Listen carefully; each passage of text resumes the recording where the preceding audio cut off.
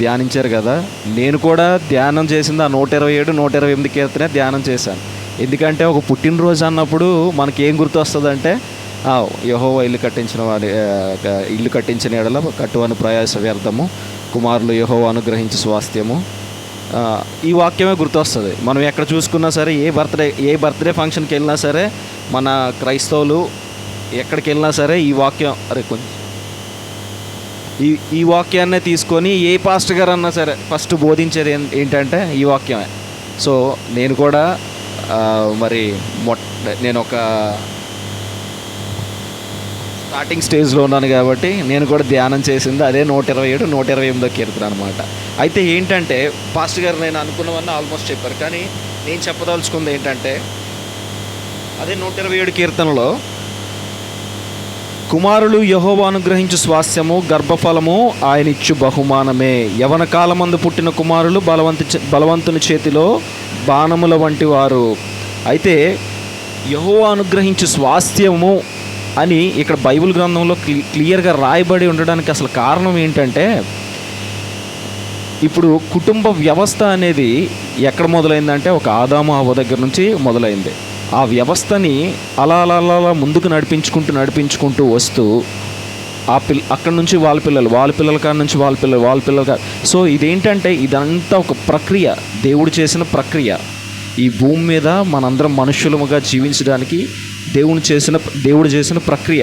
అదే ప్రక్రియలో అనేక మంది దేవుని వైపు తిరిగిన వారు ఉన్నారు, దేవుని వైపు దేవుని తట్టు తిరగకుండా వెనకకు మరలిన వారు అనేక మంది ఉన్నారు. కానీ ఈ దినాన్న మనందరం దేవుని తట్టు తిరిగి దేవుని మందిరంలో ఈ రకంగా కూర్చోవడానికి దేవుడు మనకి గొప్ప కృపను అనుగ్రహించారు.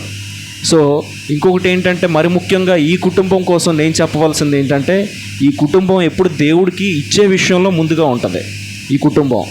సో ఈ ఇచ్చే విషయంలో ముందున్నప్పుడు ఏంటంటే, దేవుడు ఖచ్చితంగా వారు ఒక మంచి మనసుతో దేవుడు పని చేయాలని చెప్పి ముందుకొచ్చి ఆ విధానాన్ని చూస్తే దేవుడు కూడా ఖచ్చితంగా ఆశీర్వదిస్తాడు. చాలామంది ఏం చేస్తారంటే, దేవుడికి ఇవ్వాలంటే అనేక మార్లు ఆలోచిస్తారు.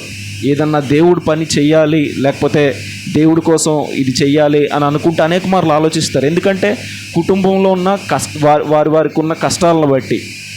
కానీ ఈరోజు ఏంటంటే, ఈ కుటుంబం నాకు తెలిసి మందిరానికి వచ్చి 3 సంవత్సరాలు 4 సంవత్సరాలకు మందిరానికి వస్తా 4 సంవత్సరాలు అవుతుంది. వచ్చిన దగ్గర నుంచి ఈ రోజు వరకు వాళ్ళు ఏ రోజు కూడా వెనకడుగేలా, ఇదిగో సంఘంలో పలానా జరుగుతుందంటే ఏ రోజు కూడా వెనకడుగేలా. వారి కోసం అంటే వారు ఏదైతే తలపెట్టాలనుకున్నారో, సంఘం కూడా ఏ కార్యక్రమం అయితే తలపెట్టాలనుకున్నారో దానికి వెన్నంటూ ఉండి, ఇదిగో నేను పలానా చేస్తాను, ఇది నా వంతు. సో ఏంటంటే, ఈ కుటుంబం ఈ రకంగా చేసుకుంటూ వస్తుంది కదా. వారి పిల్లలు ఏం చేస్తారంటే ఇదంతటినీ చూస్తుంటారు.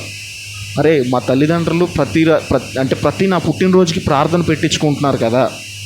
వారు పెద్ద అయిన తర్వాత ఏం చేస్తారు, నా జీవితంలో నా పాస్ట్లోకి వెళ్ళి చూస్తే నా తల్లిదండ్రులు ఈ రకంగా ప్రార్థన పెట్టించేవారు, ఈ రకంగా భోజనాలు పెట్టించేవారు, ఈ రకంగా దేవుడి నామాన్ని స్తుతించేవారు. అదే రకంగా మనం కూడా చెయ్యాలి. అదేంటి అలా ఫాలో అవుతూ ఉంటుంది. అది ఒకవేళ అవ్వలేదనుకోండి, వాళ్ళు దేవుని చిత్తంలో లేరు, ఆ పిల్లలు దేవుని చిత్తంలో లేరని ఉద్దేశం. అయితే ఈ కుటుంబం ఎప్పుడు కూడా ఈ స్థాయిలో, దేవుడి విషయంలో ఈ స్థాయిలో ఉంటుంది కాబట్టి వాళ్ళ పిల్లలు కూడా అదే రకంగా ఫాలో అవుదామని చూస్తారు. అంతేకాకుండా 128వ కీర్తనలో, యెహోవా యందు భయభక్తులు కలిగి ఆయన త్రోవ యందు నడుచువారందరూ ధన్యులు, నిశ్చయముగా నీవు నీ చేతుల కష్టార్జితమును అనుభవించదవు, నీవు ధన్యుడవు, నీకు మేలు కలుగును. ఆమేన్. యెహోవా యందు భయభక్తులు కలిగిన వారు ధన్యులు. ఈ కుటుంబం ఏంటంటే యెహోవా యందు భయభక్తులు కలిగిన కుటుంబం. ఇప్పుడు మణికంఠ కానీ సృజన కానీ వాళ్ళు ఏం చేయాలంటే, వాళ్ళు వేసే ప్రతి అడుగు దేవుని వైపు ఉండాలి. అంటే ఇక్కడ రాంబాబు అంకుల్ కాదు, ఆంటీ కాదు, వాళ్ళు ఆల్రెడీ హాఫ్ ఆఫ్ ద లైఫ్ని వాళ్ళు చూసేశారు. ఇక్కడ మణికంఠ కానీ సృజన కానీ ఏం చేయాలంటే, వాళ్ళు వేసే ప్రతి అడుగు దేవుని వైపు ఉన్నప్పుడు వెనకతలు ఉన్న వారి పిల్లలు కూడా కుటుంబం వైపే అడుగు వేయటానికి మొగ్గు చూపిస్తారు. ఈ దినాన నేను ఒక సంఘటన చూశాను. ఒక భార్యాభర్త 23 సంవత్సరాల వైవాహిక జీవితం తర్వాత వారు ఈరోజు విడాకులు తీసుకోవాలని అనుకుంటున్నారు. నాకు తెలిసిన ఒక సంఘటన. ఎందుకురా బాబు ఇది జరిగింది అంటే ఆ కుటుంబ వ్యవస్థ కరెక్ట్గా లేదు. వారిద్దరికీ సెట్ కావట్లేదు. ఎందుకు సెట్ అవ్వట్లేదు అంటే పెళ్ళైన దగ్గర నుంచి ఏవో ఒక గొడవలు వస్తూనే ఉన్నాయండి, లేకపోతే ఏదో ఒకటి అవుతూనే ఉంటుందండి మా కుటుంబంలో అని చెప్పేసి వాళ్ళు అనుకుంటున్నారు, విడాకులు తీసుకుంటున్నారు. ఇదంతా ఎందుకురా జరిగిందంటే వారి కుటుంబంలో దేవుడు లేడు, మనశ్శాంతి లేదు. పోనీ డబ్బులు ఏమన్నా కొరత అంటే కోట్లకు అధిపతులు వాళ్ళు. ఇన్ని కోట్లున్నా ఏం చేసినా సరే ఒక కుటుంబం, ఒక ఇద్దరు మనుషులు కలిసి ఉండి ఆ కుటుంబాన్ని నడిపించాలంటే ఎంతగానో దేవునిలో బలపడి ఉండాలి. దేవుడు అంటే మనం దేవుని వాక్యాన్ని మనం అలాగ తరచుగా మనం చదివినప్పుడు అక్కడ ఏంటంటే ప్రతి ఒక్క మాట ఆయన మనతో బైబిల్ గ్రంథం ఖచ్చితంగా మాట్లాడుతుంది. ఓపికగా ఎలా ఉండాలి, ఓపిక నశించిపోకుండా ఈ కుటుంబాన్ని ఎలా ముందుకు నడిపించాలి, నెక్స్ట్ పిల్లల్ని ఎలా చదివించాలి, మంచి త్రోవలో ఎలా పెట్టాలి అని చెప్పి ఇద్దరు కూర్చొని సంభాషించుకుంటే ఈ గొడవలన్నీ రావు. నీ పన్నీది నా పన్నాది అన్నట్టుగా కుటుంబం కూడా విడిపోయి ఉంటే పిల్లలు కూడా అలాగే తయారవుతారు పెద్ద అయ్యేసరికి. అనేక మంది యవనస్తులు ఈ దినాన్న, అనేక మంది యవనరాళ్ళు ఈ దినాన్న మనం చూస్తున్నాము. అనేకమైన అలవాట్లకి, లోక సంబంధమైన అలవాట్లకి అలవాటు పడిపోయి ఉన్నారు. బాలుడు నడవలసిన త్రోవను వాడికి నేర్పించలేదనుకో, మనం ఏమవుతాడు, రేపన్న రోజు కొన్ని సంవత్సరాలు పోయిన తర్వాత విరోధిగా మారతాడు ఖచ్చితంగా. ఆ విరోధంగా మారకూడదని చెప్పే మనం ఏం చేస్తామంటే ఇలా కుటుంబ ప్రార్థనను సంవత్సరం దేవుడు కాచి కాపాడాడంటే మనం ఒక ప్రార్థన కూడా పెట్టుకోలేకపోతున్నావు. మన గృహాల్లో ఒక గృహ కూడిక కూడా జరగట్లేదు ఈ దినాన్న. ఒక గృహ కూడిక కూడా మనం జరిగించుకోలేకపోతున్నాం. ఇవన్నీ జరుగుతుండడం, కుటుంబాల మధ్యలో ఇవన్నీ జరుగుతుండడం మన పిల్లలు ఖచ్చితంగా చూస్తారు. చూడరనుకుంటున్నారా? మన పిల్లలు చూసి ఓహో మా నాన్నగారు మా తల్లి ఇలా చేసేవారు కదా, మనం ఎందుకు ఈ రకంగా మన కుటుంబాలను కూడా మనం అభివృద్ధి చేసుకోకూడదు అనే తపన, అనే తలంపు వాళ్ళ హృదయాల్లో ఖచ్చితంగా కలుగుతుంది.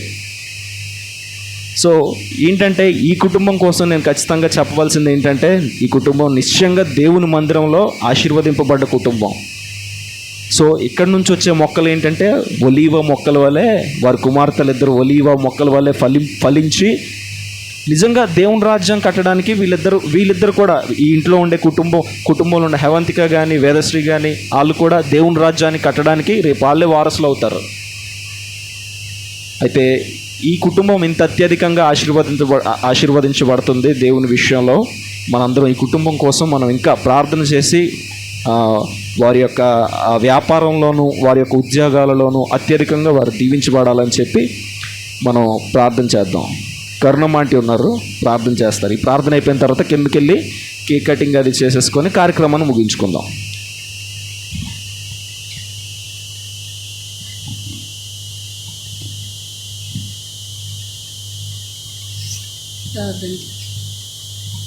స్తోత్రం తండ్రి, స్తోత్రం నాయన. యేసయ్య మీకే స్తుతులు నాయన, మీకే స్తోత్రములు ప్రభా, మీకే వందనాలు స్తుతులు స్తోత్రములు చెల్లిస్తూ ఉన్నాను. నా గొప్ప దేవుడా, పరమ తండ్రి, పరిశుద్ధుడా, మీకు వందనాలు ప్రభా.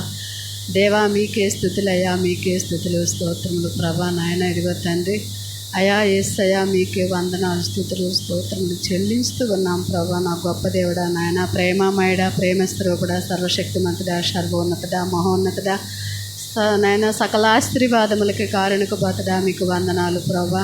ఇదిగో తండ్రి నాయన యేసయ్య నాయన, ఈ గృహంలో ప్రభా నాయన తండ్రి అయా రాంబాబు బ్రదరు నాయన యేసయ్య, మరి నాయన ఈ కుటుంబంలో ప్రభా నా తండ్రి మీరు చేసిన నాయన గొప్ప మేలుని బట్టి వందనాలు ప్రభా. నాయన ఇదిగో తండ్రి నాయన ఈ పుట్టినరోజు నాయన తండ్రి నాయన అయా ఇదిగో ప్రభా ప్రార్థన జరిగించడానికి మీరు ఇచ్చిన అవకాశమును బట్టి మీకు వందనాలు ప్రభా. నిజమే తండ్రి నాయన, ఈ ప్రార్థనలు పెట్టి నాయన ఇదిగో ప్రభా, ఈ వాక్యం పెట్టి నాయన ఎంత నెక్కైతే ఈ వాక్యం సువార్తగా వెళ్తూ ఉన్నదా ప్రభా. దేవా తండ్రి నీ మహిమతో నింపి నాయన అనేకులకి నాయన నీ సువార్త వాక్యము వినవడానికి సహాయం దయచేయమని వేడుకుంటున్నాం ప్రభా. అలాగే తండ్రి నాయన పుట్టినరోజు చేసుకున్న బిడ్డను జ్ఞాపకం చేసుకోండి ప్రభా. అవంతిని నాయన తండ్రి యేసయ్య నాయన ఇదిగో నూతన సృష్టిగా నాయన మరొక సంవత్సరంలో అడుగు పెడుతుండగా ప్రభా లోతన క్రియలు నాయన బిడ్డ వెంటనే నాయన జరిగించమని ప్రార్థిస్తాను ప్రభా. దేవా తండ్రి, నీ కృపాశ్రయమంలో నా వెంట వచ్చి ఉన్నాయని సెలవిచ్చిన దేవుడు తండ్రి, నీకు స్తోత్రాలు.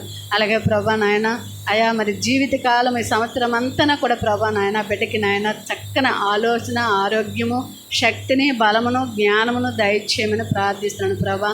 అలాగే తండ్రి నాయన సంవత్సర కాలం అంతా నీ కృప, నీ కాపుదల బిడ్డ చుట్టూ కంచి వేయమని ప్రార్థిస్తున్నాను ప్రభా. దేవా మీకు వందనాలు. ఈ కుటుంబాన్ని బహు దీవించినందుకు వందనాలు ప్రభా. ఈ కుటుంబం పట్ల ఆశీర్వాదం కలిగించినందుకు వందనాలు ప్రభా. అలాగను తండ్రి నాయన అయా తండ్రి సుజన్ను నాయన మణికంఠను కూడా మీరు జ్ఞాపకం చేసుకోండి ప్రభా.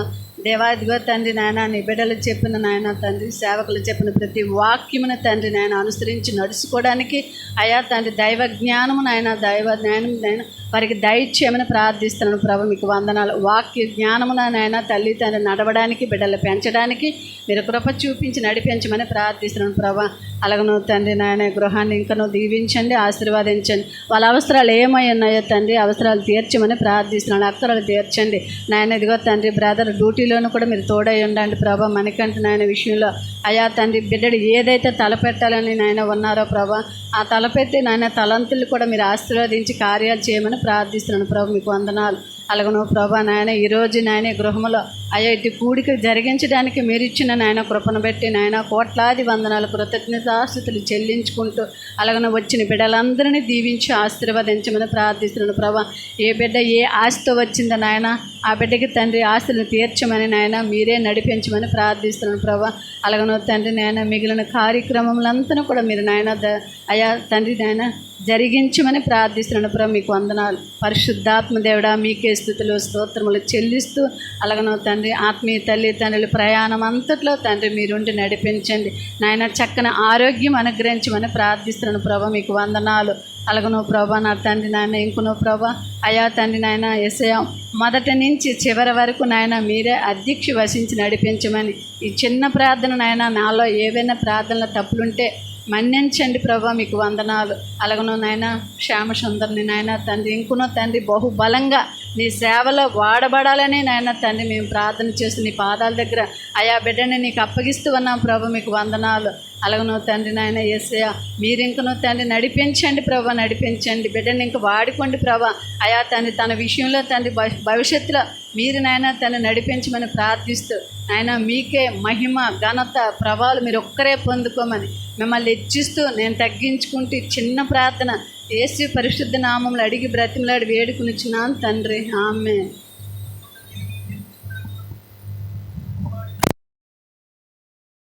పరిశుద్ధాత్మని అందరి అన్యోన్య సహవాసము ఆయన సన్నిధి ఇప్పుడును ఎల్లప్పుడూ కుటుంబానికి ఈరోజు నూతన జీవ దయా కిరీటం పొందిన కుమార్తెకును ఆమె తల్లిదండ్రులకును కూడి వచ్చిన బిడ్డలందరికీ ఆయన సన్నిధి తోడైను నడిపించి కాపాడను గాక. ఆమేన్. హల్లెలూయా, హల్లెలూయా, హల్లెలూయా. అందరికీ వందనాలు. కింద